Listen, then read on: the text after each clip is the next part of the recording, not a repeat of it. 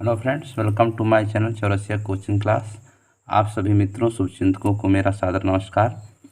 यह हमारा माहेश्वर सूत्र से संबंधित परीक्षा उपयोगी अति महत्वपूर्ण बहुविकल्पी प्रश्नोत्तरी है, जो TET, CTET, super TET, TGT, PGT, etc परीक्षाओं में के लिए बहुत ही महत्वपूर्ण है। इसके पूर्व के वीडियो में जो मेरा पहला प्रैक्टिस सेट है माहेश्वर सूत्र से संबंधित, उसमें 1 से लेकर 38 प्रश्नों का उत्तर मैंने दिया है और उसमें समझाया है बहुत बढ़िया से। और यह हमारा जो है दूसरा जो वीडियो मैं इसमें बना रहा हूँ, ये 39 से लेकर के 65 प्रश्नों का सीरीज है।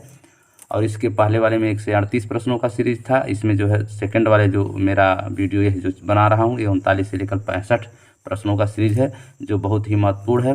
और यहीं से जो है प्रश्न जो है टेट सीटेट का किसी प्रकार से आप अगर हमारा यह वीडियो देख लेते हैं, हमारे बहुविकल्पी प्रश्नों का उत्तर समझ लेते हैं, तो प्रश्न तो मैं बनाऊंगा एक ही उत्तर एक ही प्रकार से दूंगा, लेकिन अगर उस तरह का प्रश्न आएगा तो आप भी बना सकते हैं और उसका आंसर आप निकाल सकते हैं। इसको देखने के बाद आप इसको अगर पूरा वीडियो आप देखते हैं तो बहुत सी जानकारियाँ इसमें आप प्राप्त कर सकते हैं माहेश्वर सूत्र से संबंधित। और माहेश्वर सूत्र को केवल कविता के रूप में याद करना ही जो है संपूर्ण नहीं है, उससे संबंधित बहुत से प्रश्न पूछे जाते हैं जो आप हमारे इस वीडियो में देख सकते हैं।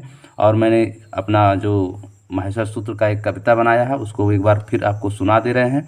इससे कई चीज़ जो है आपको मालूम हो जाएगा। अगर हमारा आप पहली बार वीडियो देखते हैं तो आप जो है आपको मैं अपना जो माहेश्वर सूत्र का कविता 6 पंक्तियों में बनाया हूँ, इसको आपको मैं भी सुना दे रहा हूँ, जिससे कि आप इसको अगर आप याद कर लेंगे तो उससे संबंधित किसी भी प्रकार का प्रत्याहार पूछेगा, कहाँ से कौन प्रत्याहारों में किस प्रत्याहार में कितने वर्ण हैं, सारी चीज़ आप उस सूत्र से निकाल सकते हैं। तो हमारा वीडियो अगर आपको अच्छा लगेगा तो आप लोग हमारे जो है वीडियो को अपने फ्रेंड्स, अपने मित्रों को जो है शेयर करिएगा।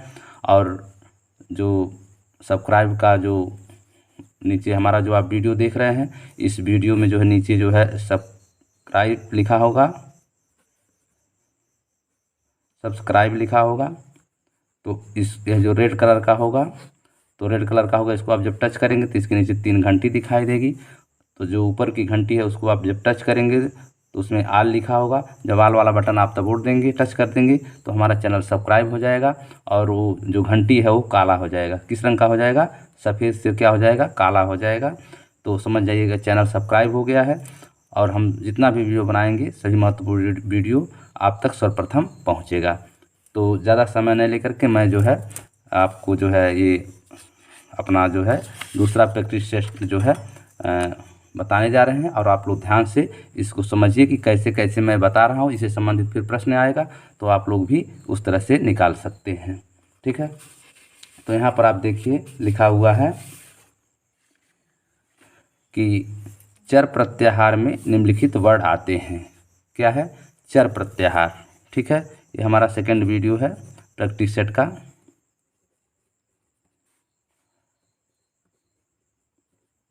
प्रैक्टिस सेट का ठीक है, तो चर प्रत्याहार में निम्नलिखित वर्ण आते हैं। तो अगर मान लीजिए चर प्रत्याहार है तो कैसे आप जो है इसको निकालेंगे कि चर प्रत्याहार में कौन कौन से वर्ण आते हैं। तो पहले मैं आपको एक कविता अपना सुना दे रहा हूँ, जिससे आप जान जाएंगे कि कौन कौन प्रत्याहार है इस कविता के माध्यम से। इसका आप स्क्रीनशॉट भी ले सकते हैं, जो बहुत ही महत्वपूर्ण है, बहुत ही काम आने वाली चीज़ है। तो पहले इसको हम आपको भी सुना दे रहे हैं, उसी सूत्र के माध्यम से, उसी कविता के माध्यम से मैं सारा चीज़ आपको बता दूंगा। समझिए, ये जो पाणिनि का माहेश्वर सूत्र कुंडली के रूप में मैंने बनाया है 6 लाइन में, एक तरह से की है माहेश्वर सूत्र का की है, कुंजी है।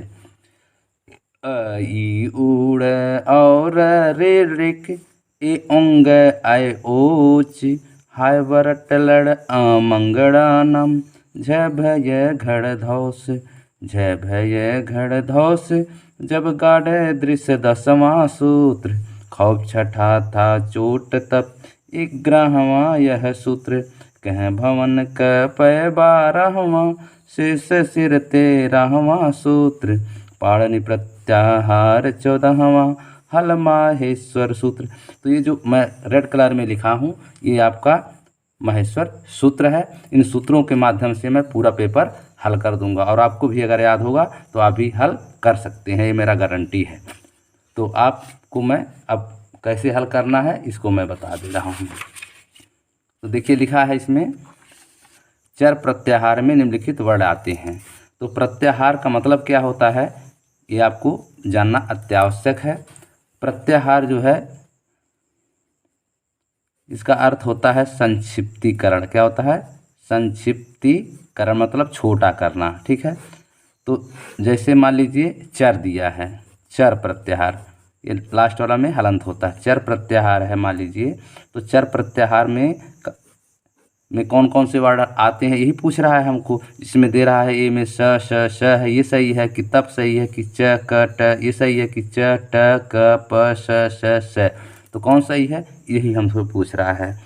तो चर में हम देखेंगे च कहाँ आ रहा है। ठीक है, पूरा प्रत्याहार पूरा हम जो है 14 माहेश्वर सूत्र लिख दे रहे हैं शॉर्टकट में, जिससे आपको भी आसानी होगा समझने में कि कैसे प्रत्याहार बनाया जाता है और कैसे प्रत्याहार से वर्णों की संख्या निकाला जाता है। तो मैंने पहले जो है 14 माहेश्वर सूत्रों को अपने कविता के माध्यम से मैं जल्दी से लिख दे रहा हूँ, और फिर उसका हमें जो है चर प्रत्याहार छाटेंगे हम लोग मिल करके, और उसमें से देखेंगे कौन कौन से वर्ड आते हैं। एक अगर प्रत्याहार को आप जान जाएंगे, भले थोड़ा समय लगेगा, तो आप बाकी किसी भी प्रत्याहार को निकालना हो, उसका वर्णों की संख्या निकालना हो तो आप निकाल सकते हैं। चूँकि 42 प्रत्याहार 14 माहेश्वर सूत्रों में कितने हैं? 14 माहेश्वर सूत्र हैं, और 14 माहेश्वर सूत्रों से कितना बना है? 42 प्रत्याहार बना है। तो ये कोई छोटा चीज़ नहीं है, बहुत बड़ी चीज़ है कि जो 14 माहेश्वर सूत्र हैं इनमें से 42 प्रत्याहार है, और 42 प्रत्याहारों में से उनकी वर्णों की संख्या को छांटना कोई मामूली चीज़ नहीं है। लेकिन मैं थोड़ा समय तो लगेगा, लेकिन एक ठो हम बता देंगे तो उससे आपको 14 माहेश्वर सूत्र का वर्ण आप निकाल सकते हैं कि कौन प्रत्याहार में कौन कौन वर्ण हैं। तो ठीक है, हम इसको एक निकाल रहे हैं, उसके बाद बाकी आप लोग देखते रहिए कैसे निकाल रहे हैं। कौन प्रत्याहार है? चर प्रत्याहार। ठीक है, पहले इसको लिख लीजिए। तो शुरू वाला शब्द जो होता है उसको हम देखते हैं, और लास्ट वाला र देखते हैं। ठीक है, तो च कहाँ से शुरू हो रहा है पहले हम पूरा जो है माहेश्वर सूत्र लिख दे रहे हैं अपने हिसाब से।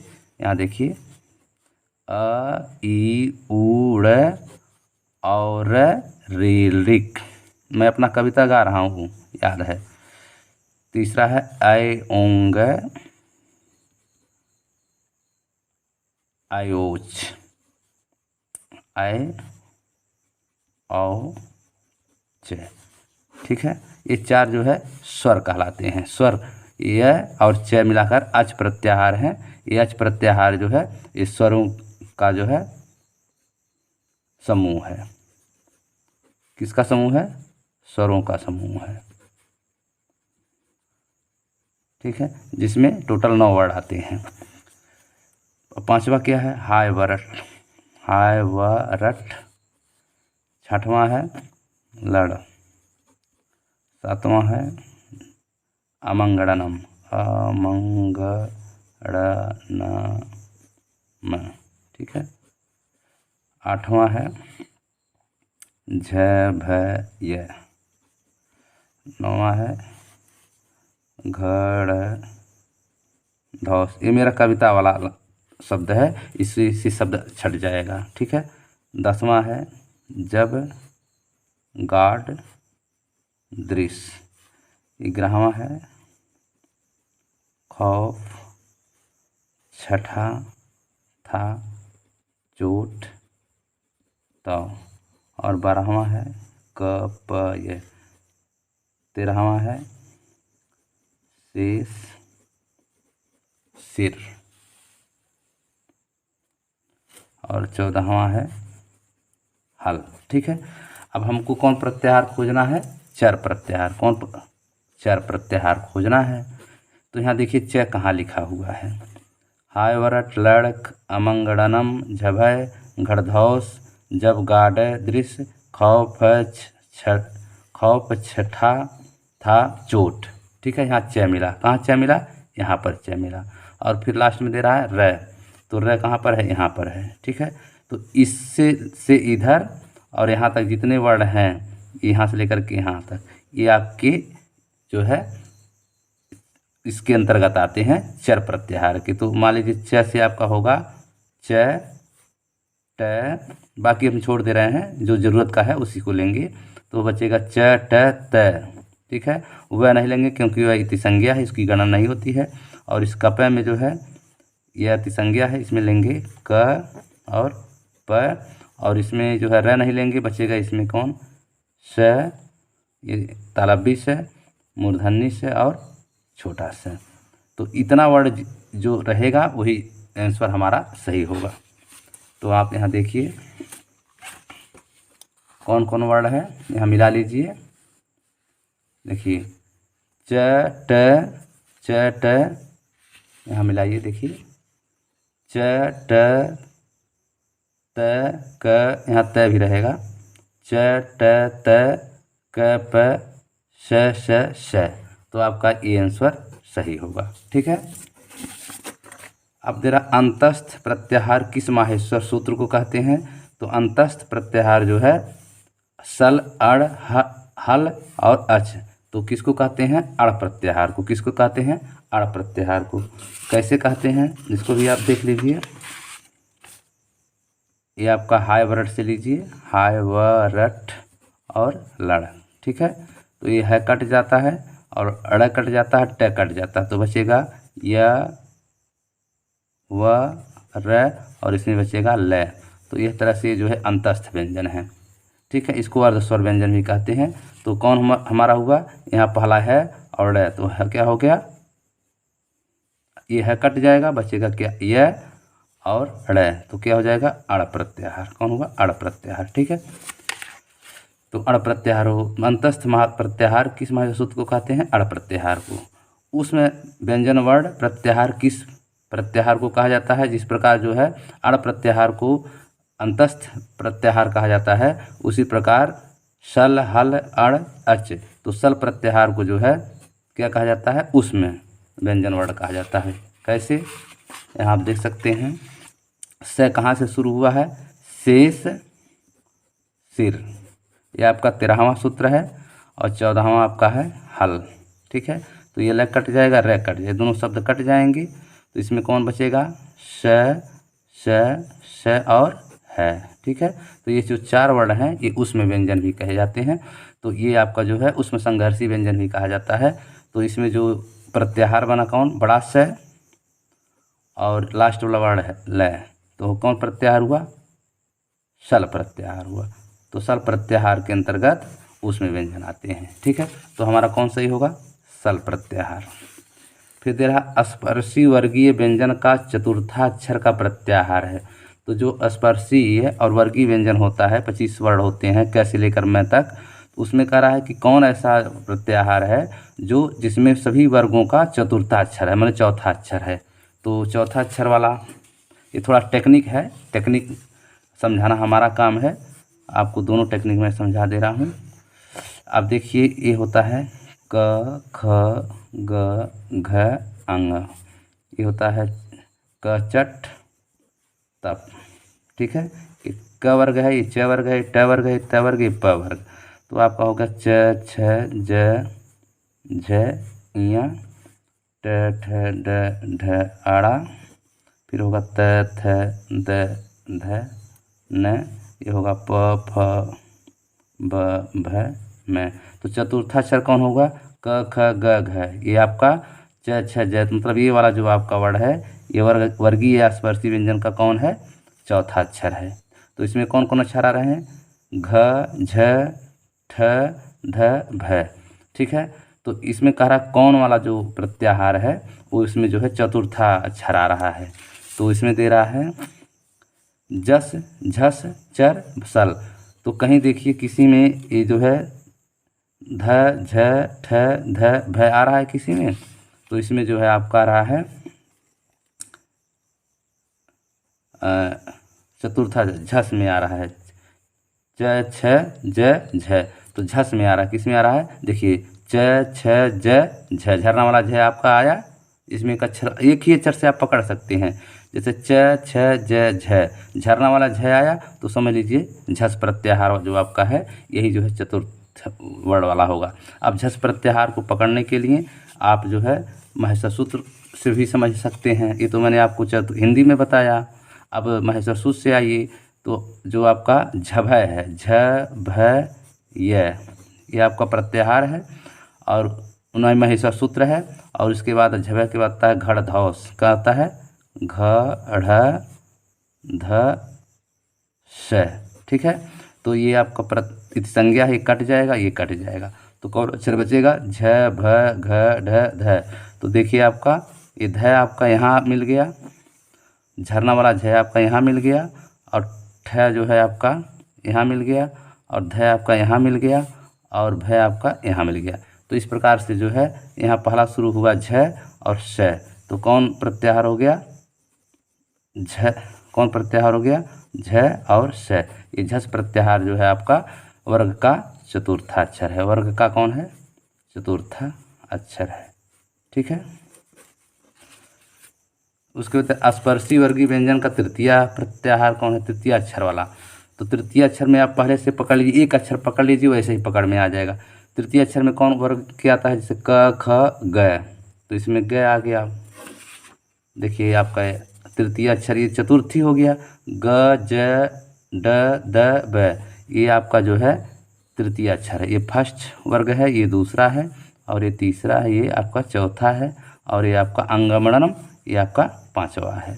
तो हमको कह रहा है तीसरा वाला, तो इसमें देखिए आ रहा है जब गाढ़ दृश्य, ज ब गा ड द स। तो जब गाढ़ दृश्य इसमें आ रहा है, तो जब गाढ़ दृश्य में जो है आपका देखिए जब ब ग ड द स, ठीक है। तो जो प्रत्याहार है महेश्वर सूत्र है, ज से शुरू होगा, स से खत्म होगा, तो हो गया जस महेश्वर सूत्र। तो इसमें आपका पांचवा अक्षर ये आपका खत्म हो जाएगा, तो बचेगा ज ब ग ड द, ये आपका होगा क ख ग घ अंगा च छ ज झ इया ट ठ ड ढ ड़ त थ द न। तो ये आपका ज जो है किस में आ रहा है, आप यहाँ देखिए ज आपका जो है तीसरे वर्ग में आ रहा है, मतलब वर्ग के तीसरे वर्ग में आ रहा है, अक्षर में आ रहा है। तो आपका ये तीसरा हो जाए, तो होगा कौन सही, जब गाढ़ दृश्य वाला, ये आपका सही होगा। फिर देखा स्पर्शी वर्गीय व्यंजन का द्वितीय और प्रथम वर्णमाला वाला प्रत्याहार, तो कौन है, खय है कि खर है कि च है कि चर है। तो स्पर्शी वर्गीय व्यंजन का द्वितीय और प्रथम वर्ण, तो द्वितीय में कौन कौन अक्षर है, ख आ रहा, देख लीजिए यहाँ पर ख छ ठ थ फ। तो इसका मतलब यही हुआ खौफ छठा था चोट तब, ठीक है। तो इसमें आ जाएगा आपका ये आपका खौफ छठा था चोट तब, तो ये आपका दूसरा वैसे ही बता रहा है खौफ छठा था चोट तब। और इसमें पहला भी आ रहा है, कपय भी आ रहा है, चोट तब, तो खौफ छठा था चोट, तो च भी आ रहा है और ट भी आ रहा है, त भी आ रहा है, तो तीन वर्ड इसमें भी आ जा रहा है। और ये दूसरे में और तीसरा दूसरा वर्गीय व्यंजन और पहला दोनों मिला करके इसमें हो रहा है। देखिए ये ख छ ठ थ फ, खौफ छठा था चोट तब, इसमें द्वितीय वर्गीय व्यंजन भी आ गए, और चोट तब तो च ट त, ये तीन ठो इसमें भी आ गए। तो प्रश्न कह रहा है कि स्पर्शी वर्गीय व्यंजन का द्वितीय और प्रथम वर्ण वाला अक्षर, तो आपका खौफ छठा था चोट तब, ठीक है। तो ये आपका आ जाएगा इसमें, तो ये सही होगा। कपय तक आएगा, ठीक है, खौफ छठा था चोट तब और कपय, तो कपय में लास्ट में यह है, तो ये जो है यहाँ तक मिला करके प्रथम और द्वितीय वर्ण वाला हो जाएगा सही।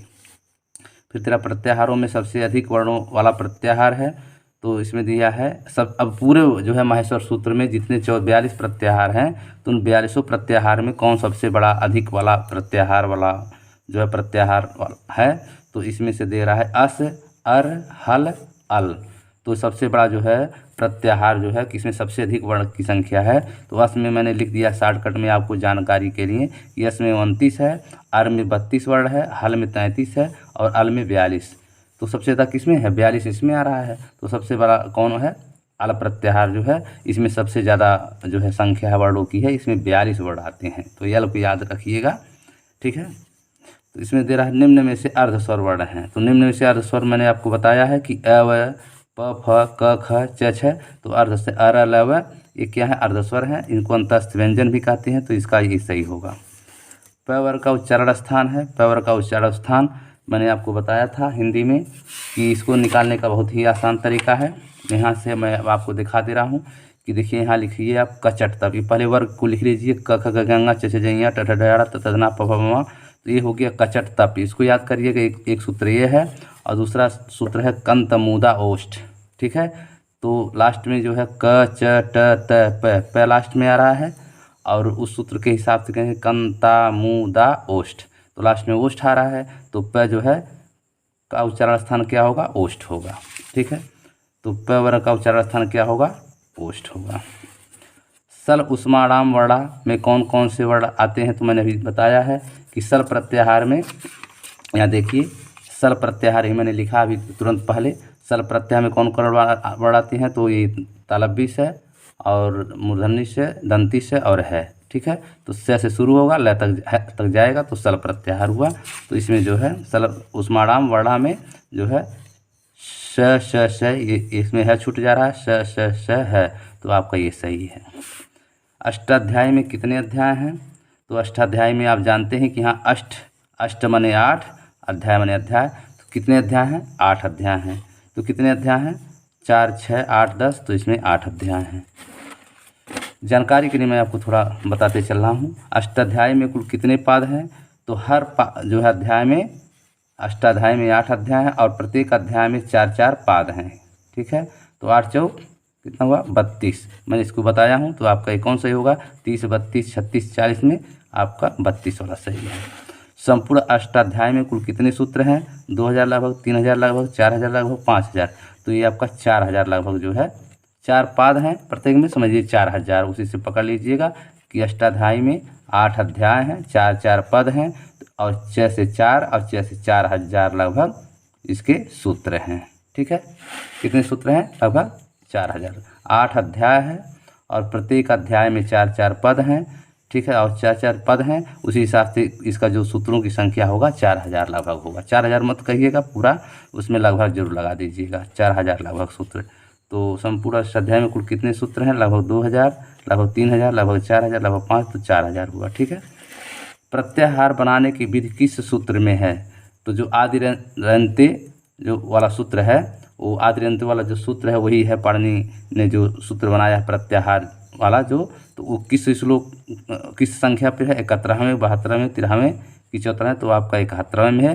प्रथम अध्याय के प्रथम पाद के 71वें मतलब 71 इस सूत्र में जो है ये पाणिनि का प्रत्याहार है आदि अंत्य वाला। फिर दे रहा है अष्टाध्याय में प्रत्येक पाद में कितने पाद हैं? तो अष्टाध्याय में जो है प्रत्येक पाद में जो है कितने पाद हैं? 30-30, 4-4, 5-5, 9-9, तो 4-4 है, तो 8 चौक 32। ठीक है, उसके बाद देखिए लिखा है माहेश्वर सूत्रों में वर्णों की संख्या गिनते समय किस वर्ण का लोप हो जाता है? ठीक है, तो माहेश्वर सूत्रों में जो वर्णों की संख्या हम गिनते हैं तो किस वर्ण का लोप हो जाता है? इत संज्ञक, सर्वनाम, विशेषण, संबोधन। तो इत संज्ञक वर्णों का जो है लोप हो जाता है, जिसके नीचे हलंत रहता है। उदाहरण के लिए मैं बता दूं कि जैसे मान लीजिए अण प्रत्याहार के अंतर्गत अ, ई, उ, ड़ है, ये लड़ाई वाला जो है यही इत संज्ञक वर्ण है, इसी को हलंत कहते हैं। और अंतिम वर्ण है, इस नाते इत संज्ञा कहते हैं। तो इन्हीं वर्णों का लोप हो जाता है, हम केवल गिनेंगे इसमें अ, ई और उ। ठीक है, और ये ड़ जो है इसको लोप हो जाता है। ठीक है ना, तो इत संज्ञक वर्णों का क्या हो जाता है?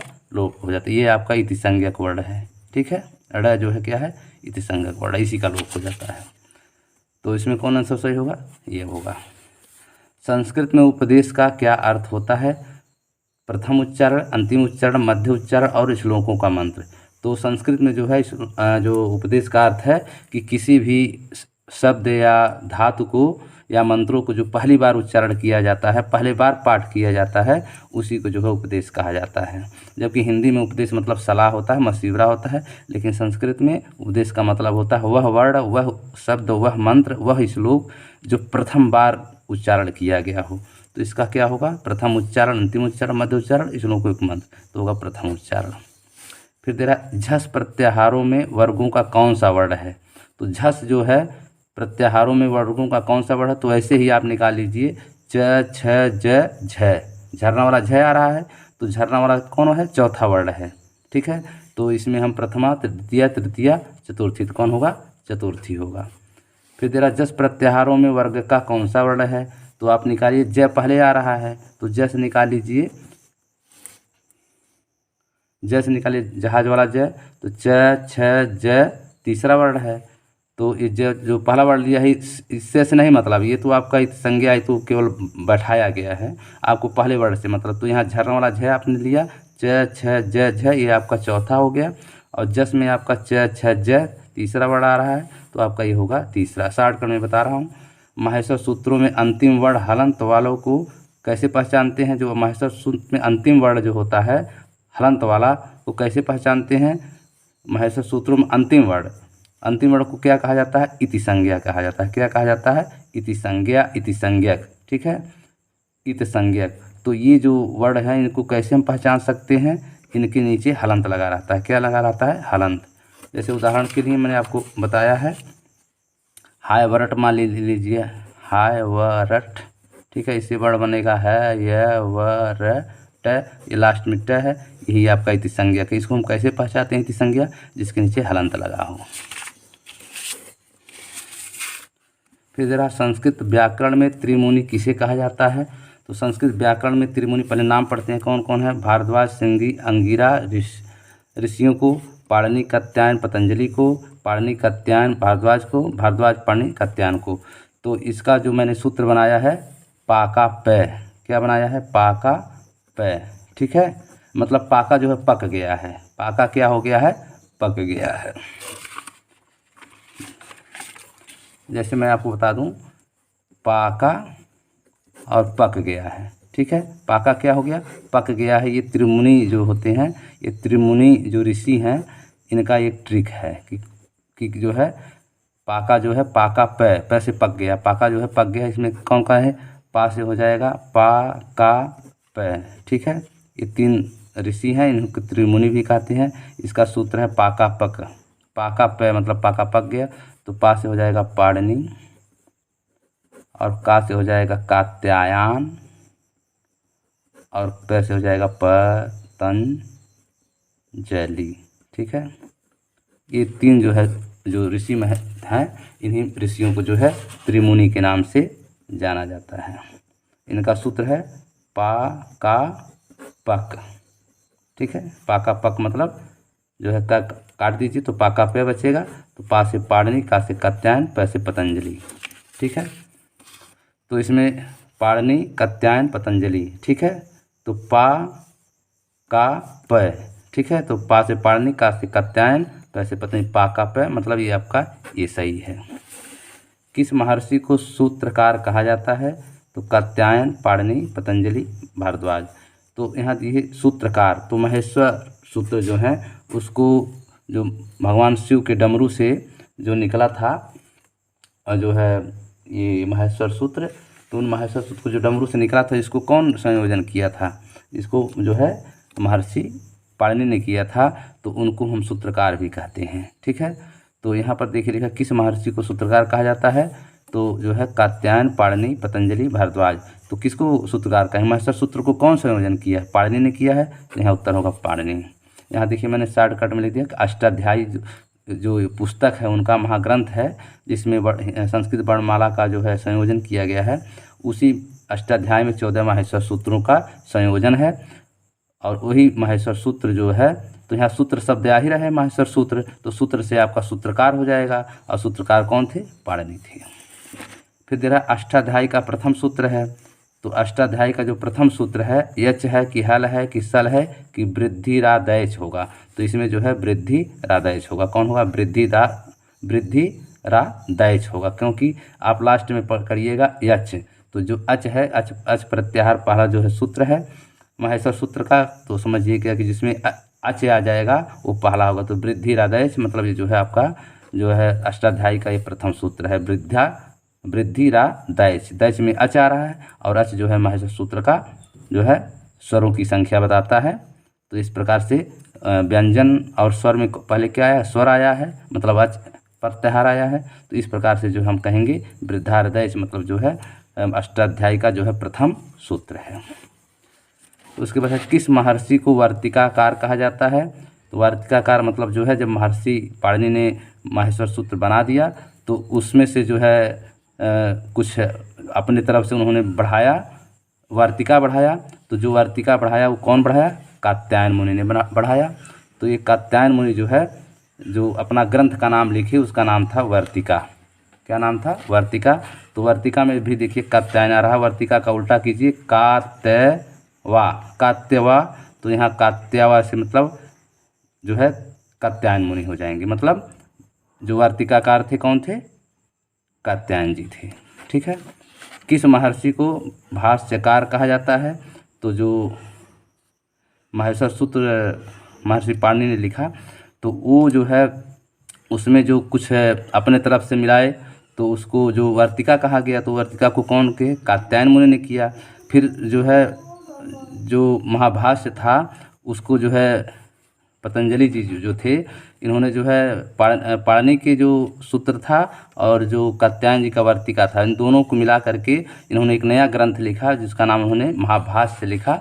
तो उस महाभाष्य को कौन लिखने वाले थे? पतंजलि थे। तो यहाँ पर देखिए महाभाष्य में 5 अक्षर है, महाभाष्य, और यहाँ देखिए पतंजलि में भी 5 अक्षर हैं। तो ये जान लीजिएगा पतंजलि किसका है, महाभाष्य किसका है? पतंजलि जी का है। तो किस महर्षि को भाष्यकार कहा जाता है? भाष्यकार में देखिए 5 वर्ड है और पतंजलि में भी जो है 5 वर्ड है। ठीक है।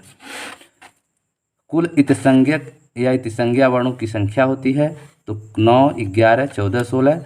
तो जो इतसंज्ञा किसे कहते हैं? जो माहेश्वर सूत्र है उनके लास्ट में जो वर्ण है जिसमें हलंत लगा है नीचे, उनको इतसंज्ञा कहते हैं। तो जब माहेश्वर सूत्रों की संख्या 14 है तो इसका मतलब जो है इतसंज्ञाओं की संख्या कितना होगी?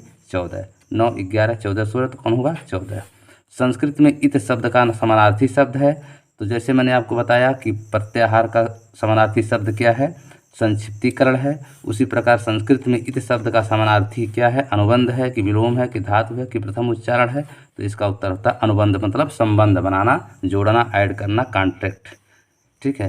तो इस प्रकार से जो है अगर हमारा वीडियो आप लोगों को अच्छा लगे तो आप लोग हमारे वीडियो को जो है शेयर ज़रूर करें, और अपना हमारा हौसला अफजाई करने के लिए आप लोग जो है अपना कमेंट करें, और हमारे जो यह वीडियो है और हमारे और भी जो वीडियो बनेंगे उसमें आप लोग सब्सक्राइब की संख्या बढ़ाइए और हमारा हौसला अफजाई करने अपना आत्मिक कमेंट दीजिए।